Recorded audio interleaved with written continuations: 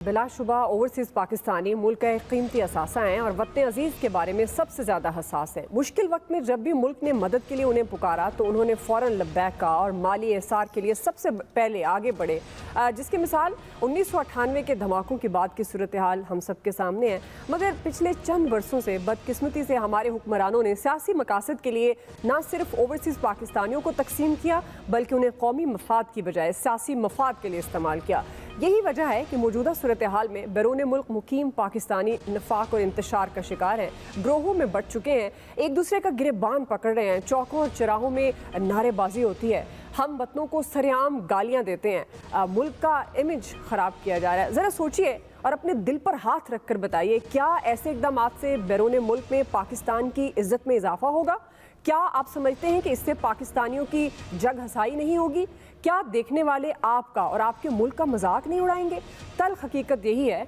कि लोग अगयार आप पर हंसेंगे और आपका मजाक उड़ाएंगे। तुर्कों और भारतीयों से सीखिए, वहाँ भी सियासत गर्म और सियासी पार्टियाँ एक दूसरे पर बरसरे पेकार हैं, मगर दुनिया में सिर्फ तुर्क और भारतीय हैं कि उन्हें अपने मुल्क का मफाद सबसे मुकद्दम है, बढ़कर है। खुदारा सबसे पहले पाकिस्तान का नारा लगाइए, सियासत की बजाय कौमी मफाद को तरजीह दें, पार्टियों के झंडे उठाने की बजाय कौमी परचम पाकिस्तान के परचम को बुलंद करें, पाकिस्तान की तरक्की और खुशहाली में अपना अहम और जो कलीदी रोल है उसको अदा करें, जैसे कि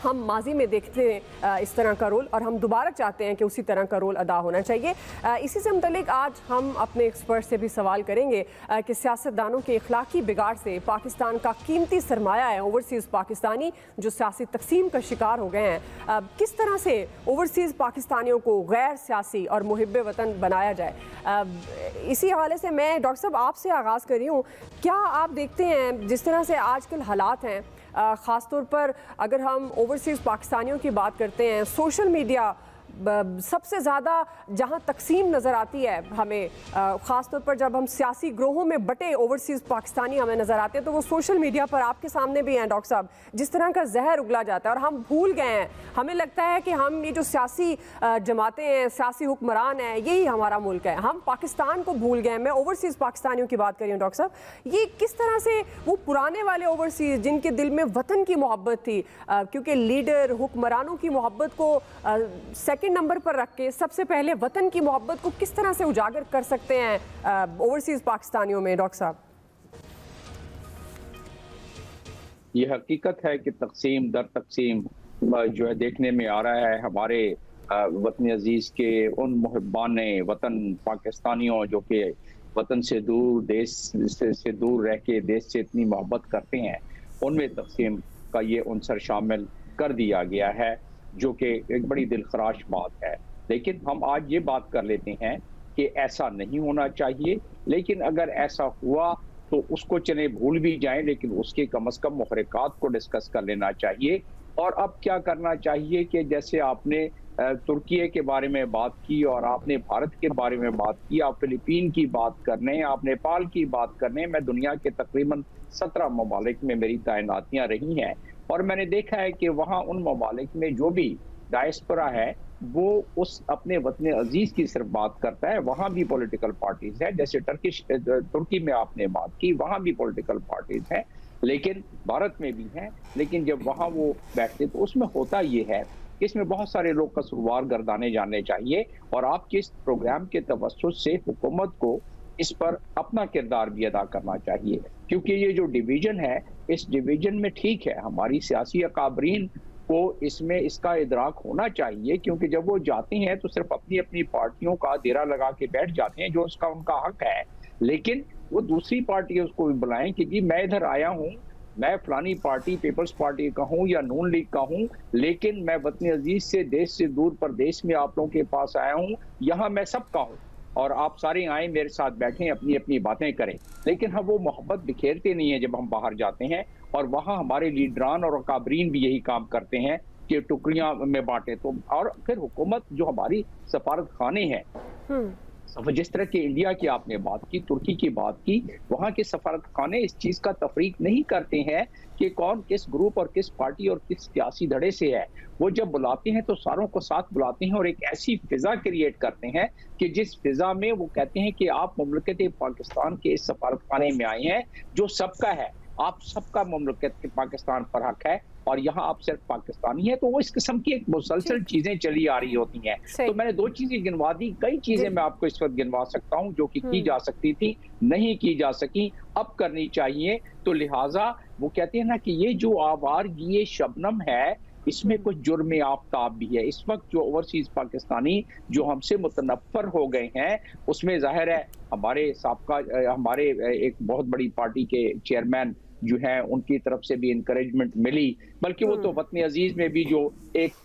सिलसिला शुरू हो गया फाउल लैंग्वेज का, गालम गलोच का सियासत में, उसका असर वहां तक पहुंच गया। ये एक बड़ी जुल्म वाली बात है। अब आप अंदाजा करें कि जहां जहां जिस जिस मुल्क में मैं जब मिला हूं अपने देश से दूर इन मुहब्बाने वतन से, तो वहां मैंने देखा है कि उनमें वतन की बहुत दर्द है। लेकिन अगर वतन के दर्द के साथ साथ अगर हम कोई एफर्ट ही ना करें कि जिनको हम हकीकत बताएं, और अगर उनकी दिल आजारी है, फर्ज करने के इस मामले में ये बात माननी पड़ेगी कि पीटीआई के एक बहुत कसीर तादाद वहाँ, उसके बहुत सारी वजूहात हैं, वो उनके हमदर्दों में से हैं, तो उनको कम से कम एक सही अक्स देना पड़ेगा कि ये वतन है, इस वतन में सियासत है और सियासत अपना मोड़ और रुख लेती है। आप लोग वतन के, क्योंकि जिस तरह आपने बात तुर्किया की और इंडिया की, वहाँ जिस किस्म की मोटिवेशन आप अंदाजा करें कि वहाँ सॉफ्ट डिप्लोमेसी और पब्लिक डिप्लोमेसी में जो डायस्पोरा का और जो वहाँ ओवरसीज का उन ममालिक का किरदार है,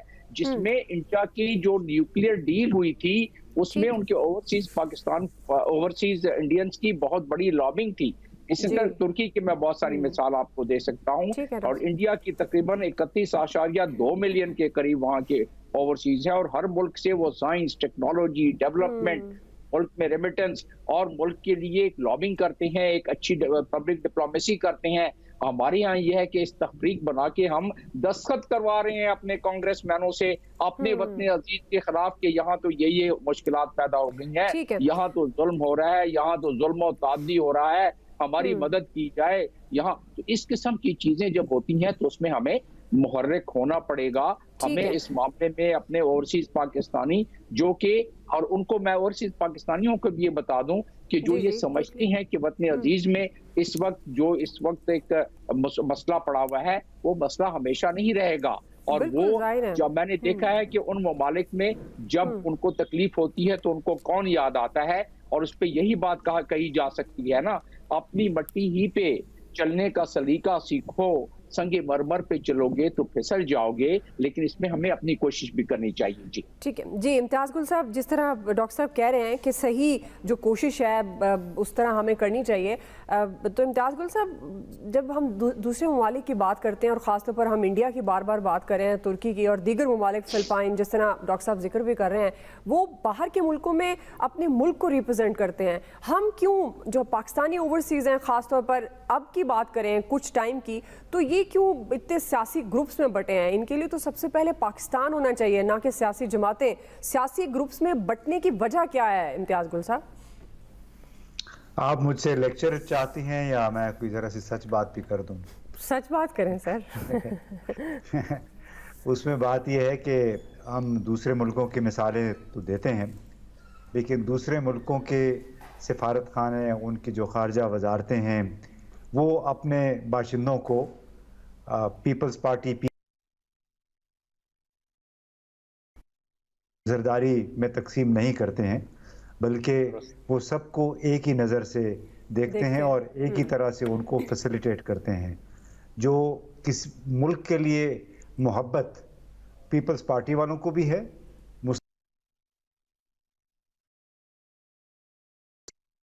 कि उनकी तादाद ज़्यादा हो गई है और उनको बिल्कुल ये तफरीक पैदा करेगी कि जो भी इस शख्स का चाहने वाला है वो शरपसंद है, वो फितना अंगेज़ है। हालांकि कोई 90 लाख के करीब हमारे पाकिस्तानी मुख्तलिफ मुल्कों में आबाद हैं और उसमें 70-80% तादाद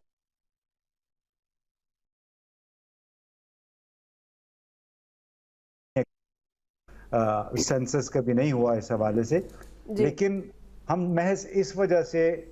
उन लोगों को मतून करना शुरू कर दें कि वो किसी एक शख्स के या एक पार्टी के हामी हैं, और ये वो लोग हैं जो कि पाकिस्तान में गैर मुल्की जो ज़र मुबादला आता है वो भेजने वालों वो अक्सरियत इन लोगों की है, चाहे वो अमेरिका है चाहे यूरोप है। तो इनको वोटिंग का वोट तो इन लोगों ने दिया नहीं है, जो इस वक्त मिन्नतें कर रहे हैं कि इनको पाकिस्तानी होना चाहिए, इनको पीटीआई का नहीं होना चाहिए। तो मुल्क के लिए मोहब्बत जो है वो उनके एस्पिरेशंस, लोगों की ख्वाहिशात के मुताबिक आती है। ये नहीं हो सकता कि आप उनसे कहें कि आप मुल्क से मोहब्बत करें लेकिन दूसरी तरफ आप ये कहें कि फलां पार्टी को आप फॉलो नहीं करेंगे। ये तो दुनिया भर में, आपको अमेरिका में भी देखें तो आपके सिफारतकार जो हैं आपकी पार्टियों से ताल्लुक़, मुख्तलिफ पार्टियों से ताल्लुक़ रखते हैं, डेमोक्रेट हैं, रिपब्लिकन हैं, और जब हुकूक की बात आती है वहाँ पे कोई ये नहीं कहता कि आपका ताल्लुक़ फलां पार्टी से, लिहाजा आपको ये हक नहीं मिलेगा। हुआ ये है कि जो बैरूनी ममालिक में आबाद घरानों के साथ जो हुआ है, उनके रिश्तेदारों के साथ हुआ है, या वो लोग जिनके रिश्तेदार आए हुए थे गुज़िश्ता 4 हफ्तों से यहाँ थे और फिर 9 मई का ये सानिया हो गया, उसके बाद जो इन लोगों पे गुजरी है, आप इन लोगों से क्या मोहब्बत और पाकिस्तान से मोहब्बत का जज्बा उनमें जगाएंगे? ठीक है, चलें। नवीद साहब, आपके ख्याल में क्या रीज़न्स हो सकती हैं? ख़ास तौर पर हम बात करते हैं कि वतन की मोहब्बत से बढ़कर अगर सियासी ग्रुप्स में बढ़ गया, जिस तरह आप कुछ सिफारत खानों की बात कर रहे हैं इम्तियाज़ गुल साहब, तो आपको लगता है कि इनमें ज़ाहिर है हमारे ये जो सियासतदान हुक्मरानों, इन्हीं का किया धरा है कि वहाँ पर भी जाकर एक तकसीम की फ़ज़ा बना दी है। तो किस तरह से आप ये तसव्वुर कर सकते हैं कि जो ओवरसीज़ पाकिस्तानी हैं उनके लिए पहले पाकिस्तान हो और उसके बाद सियासी जमातें, और जिस जमात को भी वो पसंद करें, जिसमें भी जाना चाहें? देखिए, मिलियंस ऑफ ओवरसीज पाकिस्तानी पूरी दुनिया में, मिडल ईस्ट में, यूरोप में, अमेरिका में, और ये लोग पाकिस्तान के लिए, मैं गवर्नमेंट के लिए नहीं कहूँगा, मैं कहूँगा पाकिस्तान के लिए एक एसेट है। इनका जितना ये रेमिटेंसेस भेजते हैं उससे जो है वो हमारी जो कौमी मईशत है उसमें उसका एक बहुत बड़ा रोल है। अब सवाल ये पैदा होता है कि जी उनके लिए पाकिस्तान पहले है और उनको जो है वो अपनी पॉलिटिकल एफिलिएशन जो है वो छोड़ देनी चाहिए। तो मेरे ख्याल में ये पॉलिटिकल एफिलिएशन उनसे तर्क करना या उनसे ये एक्सपेक्ट करना कि वो तर्क कर दें, ये मुनासिब नहीं होगा, क्योंकि पॉलिटिकली एफिलिएटेड होते हैं और मुख्तलिफ पार्टियों के लोग हैं, उसमें पीपल्स पार्टी के भी हैं, उनमें पीटीआई के भी हैं, उनमें जो है बाकी जमातों के लोग भी हैं। इससे पहले इस तरह का, जिस तरह जो हम सोशल मीडिया पे देखते हैं, जिस तरह से टॉक्सिफाई हो गया एनवायरनमेंट, जिस तरह से गालम गलोच हो रही है, जिस तरह से पाकिस्तान के खिलाफ बातें हो रही हैं और पाकिस्तान के इदारों के खिलाफ बातें हो रही हैं, तो ये एक मेरे ख्याल में एक बहुत अफसोसनाक बात है, अफसोसनाक बात। लेकिन यहाँ पे क्या कौन रिस्पॉन्सिबल है इसके लिए, तो हम देखें कि यही जो हमारी इस वक्त मुल्क में गुज़िश्ता 13 माह से जो पॉलिटिक्स चल रही है और जिस तरह से जितनी टॉक्सिक वो पॉलिटिक्स है, हमने ये 13 महीनों में देखा कि जिस तरह की गालम गलोच और जिस तरह की, यानी वो जाती मफादात जो है उनको कौमी मफादात पे तरजीह दी गई। अगर हम ये एक्सपेक्ट कर रहे हैं ओवरसीज पाकिस्तानी से कि वो अपने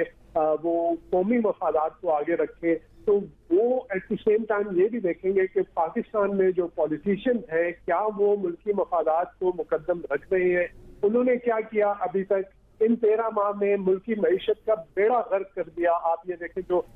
इन्फ्लेशन है इस वक्त पाकिस्तान की 76 साल तारीख में, इस इन्फ्लेशन की जो है वो नजीर नहीं मिलती। आप उसके साथ साथ अपने फॉरेन एक्सचेंज रिजर्व देख लें, IMF का प्रोग्राम, जैसे डॉक्टर साहब ने पहले कहा कि वो डॉलरम में है, मेरा नहीं ख्याल वो रिवाइव हो पाएगा। और अभी इस गवर्नमेंट ने ये कहा है कि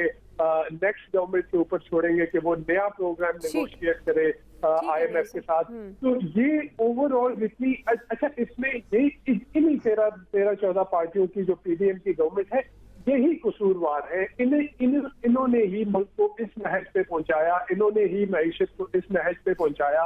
तो अगर ये एक्सपेक्ट कर रहे हैं बाहर से, ओवरसीज पाकिस्तानी से कि वो जो है वो कौमी मफादात को मुकद्दम रखे, तो यहाँ पे इनको पहले लीडिंग फ्रॉम द फ्रंट, एक स्टेट्समैन जो होता है, एक पॉलिटिशियन जो होता है, एक लीडर जो होता है, वो कौम बनाता है, वो बाहर पार्टियों में तकसीम नहीं करता। वो जो है वो कौम के नाम पे यकजा करता है, इकट्ठा करता है लोगों को। तो मेरे ख्याल में यहाँ हमारी जो पॉलिटिकल लीडरशिप है, इसका जो है जिम्मेदार, इस सारी चीज का जिम्मेदार जो है वो है जिन्होंने अपने महदूद मफादात के लिए, सियासी मफादात के लिए, कौमी मफादात को कुर्बान किया और पाकिस्तानियों को, ओवरसीज पाकिस्तानियों को तकसीम किया। सही है जी। रमीज साहब, आप किस तरह से देखते हैं? नवीद साहब कह रहे हैं कि जिम्मेदार ये पॉलिटिकल लीडरशिप है जिन्होंने अपने ज़ाती मफादात के लिए तकसीम किया। अब जाहिर है बात तो बहुत ऊपर तक चली गई है, सियासी जमातों तक तो बात नहीं रही है। जब रियासत तक, पाकिस्तान तक, जिस तरह ह्यूमन राइट्स के नाम पर पाकिस्तान के इमेज को बाहर ख़राब किया जाता है, अनफॉर्चुनेटली कुछ लोग करते हैं जिसमें फिर सब लोग आ जाते हैं। तो आपके ख्याल में ये किसकी जिम्मेदारी है और किस तरह से, आपने दीगर एक्सपर्ट्स की भी बात सुनी, मुख्तलिफ पहलू हैं जिसकी वजह से ये हमारे ओवरसीज पाकिस्तानी बटे हुए नजर आते हैं। तो आप क्या समझते हैं किस तरह से ये जो एक मुहिब्बे वतन वाला आंसर है वो अब ग्रुप्स में तकसीम हो गया है, सियासी ग्रुप्स में, तो इसमें क्या, इसके बिहाइंड क्या चीज़ हो सकती है और इनको किस तरह से वापस मुहिब्बे वतन, जैसे ज़बरदस्ती तो नहीं ला सकते, लेकिन क्या वो अवामिल हो सकते हैं जो वापस इनको ला सकते हैं? देखिए, पहले तो इस सवाल का मैं बिल्कुल प्रिसाइसली इसका जवाब दूंगा और फिर पहले जो पैनलिस्ट से बात की है उस पर कुछ कमेंट करना चाहूँगा। सबसे पहले जो हम पाकिस्तान से बाहर होते हैं या कन्वर्सली कोई बंदा किसी और मुल्क को रिप्रेजेंट करते पाकिस्तान आएगा तो हमारे लिए वही उस मुल्क का एम्बेसडर है। वो जिस तरह बिहेव करेगा, वो किस तरह से अपना कंडक्ट रखेगा, हम उसी तरह से उस मुल्क को देखेंगे, उसी के आईने में उस मुल्क को हम परखेंगे। इसी तरह से जब हम बाहर जाते हैं, किसी और मुल्क के अंदर बैठे होते हैं तो हम पाकिस्तान को रिप्रेजेंट कर रहे होते हैं, तो इसलिए हम वहाँ क्या करते हैं वो पाकिस्तानियत, वो पाकिस्तानियों को रिप्रेजेंट करता है ऑन होल। तो हमें एक जिम्मेदारी का मुजाहरा तो बहरहाल करना चाहिए। लेकिन जहाँ तक बात इसकी है क्या बैरून मुल्क बैठे दूसरे ममालिक के लोग जब अपने मुल्कों पे इशूज़ आते हैं तो क्या वहाँ की ममालिक को इंगेज नहीं करते? इसकी एक बड़ी रिसेंट मिसाल जस्टिन ट्रूडो की एक ट्वीट थी जो उन्होंने जब फार्मर्स का प्रोटेस्ट इंडिया में चल रहा था तो की थी, जिसपे इंडिया ने खासा वावेला मचाया था, जिस तरह आजकल हम इशूज़ को लेकर वावेला मचा रहे हैं। और वो इसलिए मचाया था क्योंकि इंडियंस की तादाद कनाडा में बहुत ज़्यादा है और उन्होंने गवर्नमेंट को रिक्वेस्ट किया, एंड देन गवर्नमेंट केम इन और एक ट्वीट की कि जनाब ये जो